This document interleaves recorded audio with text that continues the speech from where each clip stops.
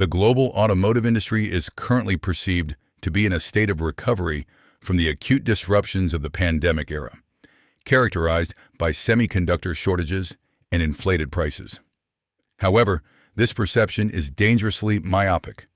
The visible tremors of the past few years were merely pre-shocks, precursory signs of a far more profound seismic event on the horizon.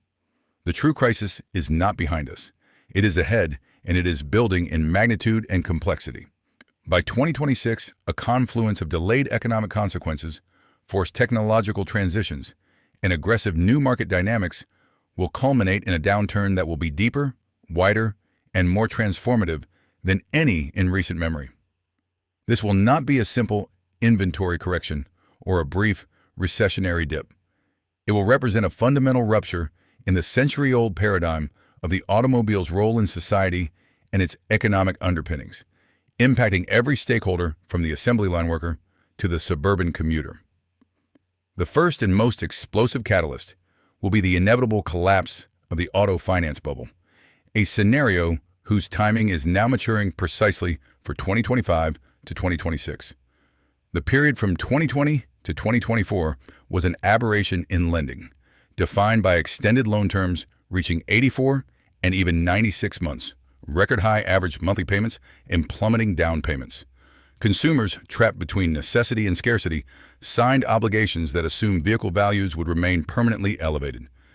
This created a massive cohort of borrowers with minimal equity, setting the stage for widespread negative equity, being upside down on their loans.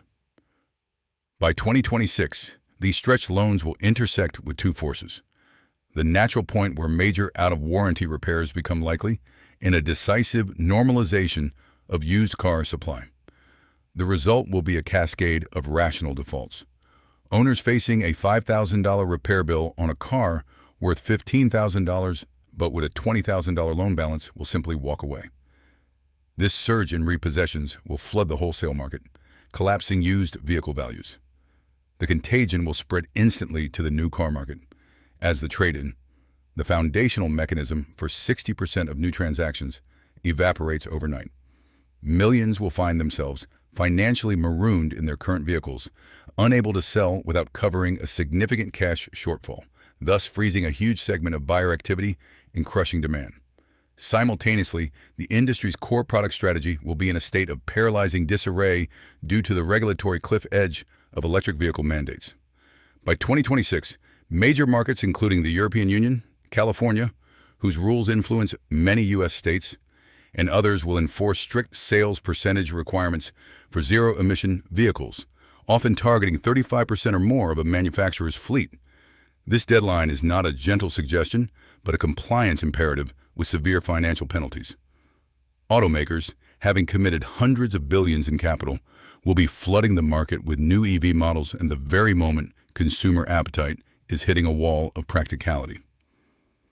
The early adopter wave will have passed, and the mainstream majority will be confronting the persistent realities of charging infrastructure gaps, higher upfront costs despite fluctuating energy prices, and insurance premiums that are just beginning to reflect new repair complexities.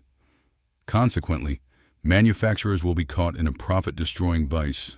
They must produce and sell EVs at a potential loss to meet mandates, while their profitable internal combustion engine, ICE, vehicles are actively stigmatized and starved of investment, leading consumers to perceive them as depreciating liabilities.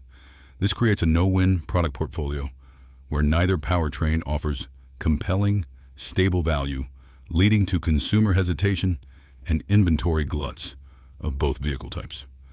This vulnerability of legacy automakers will be ruthlessly exploited by a new class of competitors, most notably the vertically integrated Chinese manufacturers. By 2026, companies like BYD, Geely, and NIO will have fully shed any perception of being low-cost copycats. They will be global leaders in EV technology, battery innovation, and software-defined vehicle architecture, honed in the world's most competitive market.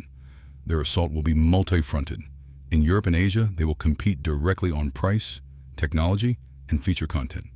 In North America, they may circumvent tariffs through manufacturing footholds in Mexico, leveraging their immense scale and cost advantages to undercut domestic brands on price, by 20% or more on comparable models. This external pressure will eliminate any possibility for traditional automakers to use ICE profits as a transitional subsidy for their EV divisions, as both segments will face brutal price competition simultaneously.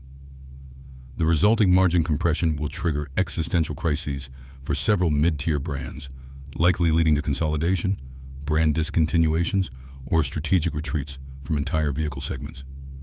Further eroding the traditional market foundation is a slower-burning but equally potent factor: the systemic decline of the private vehicle's stature as a cultural and economic imperative. For younger, urbanizing generations, the calculus of ownership is changing irrevocably. Faced with the prospect of burdensome debt for a rapidly evolving asset, coupled with the rise of alternative mobility ecosystems, from microtransit and e-bikes to sophisticated ride-hailing and subscription services, the car is losing its symbolic power. This demographic shift means that a portion of the market is not just delayed, but permanently lost. As the financial and practical frustrations of car ownership peak in 2026, this opt-out trend will accelerate, shrinking the total addressable market and ensuring that any recovery is not a return to previous sales volumes, but a permanent reset to a lower baseline of demand. Therefore, the crisis of 2026 will be a compound fracture. It is the point where the unsustainable financial practices of the past meet the untenable product mandates of the present, all within a newly brutal competitive landscape and a shifting societal context. The aftermath will see a radical industry contraction. We will witness the disappearance of familiar brands, a fundamental restructuring of automotive retail and finance, and a political backlash against the pace and cost of the electrification mandate. The industry that emerges will be leaner, more technologically advanced, and more globally integrated.